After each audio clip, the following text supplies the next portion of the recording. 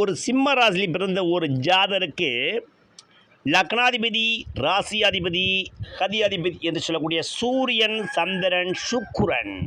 அதாவது சிம்ம ராசியில் பிறந்து ரிஷப லக்னத்தில் பிறந்து அவருடைய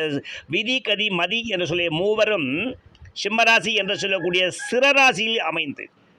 அந்த சிரராசிக்கு 4ஆம் வீட்டில் கரும்பாம்பு ராகுவும் விருச்சிகத்தும் சிரராசியில் அமர்ந்து இந்த சிரராசியில் உள்ள ராகு பகவான் அந்த சிம்மராசிக்கு யோகம் பெற்ற விசாகம் சாரம் பெற்று இந்த காலபுருஷனுக்கு 9 கூடிய குரு பகவான் அவருடைய காலபுருஷனுக்கு முதல் வீட்டில் அதாவது மேசராசியில் நெருப்பு ராசியில் சரராசியில் அமர்ந்து அப்படியே 9வது விசேஷ பார்வையை காலபுருஷனுக்கு 9ஆம் வீட்டை பார்க்கும் அமைப்பும் 5வது விசேஷ பார்வையை விதிகதி மதி என்று சொல்லக்கூடிய அந்த 5ஆம் வீட்டில் உள்ள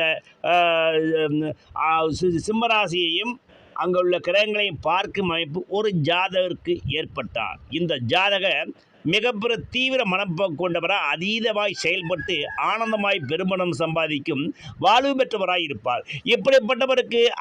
அம்சாராசியில் சுக்கிர பகவான், சனி பகவான், ராகு பகவான் என்று சொல்லக்கூடிய கால நிர்ணயிக்கக்கூடிய பெரும் பணக்கிரகங்கள் அந்த கடகராசியில் இருந்தால் வெளிநாட்டிலிருந்து நல்ல தனயோக அமைப்பை பெறுபவராகவும் பெரும் நிதி வரவு பெற்று இக்காலகட்டங்களில் இப்பூமியில் பெரும் ராஜயோகத்துடன் வாழ்ந்து ஆயுள் முழுவதும் ஆனந்தமாய் பெரும் மனதுடன் வாழும் ராஜயோகம் பெற்றவராய் இருப்பார்.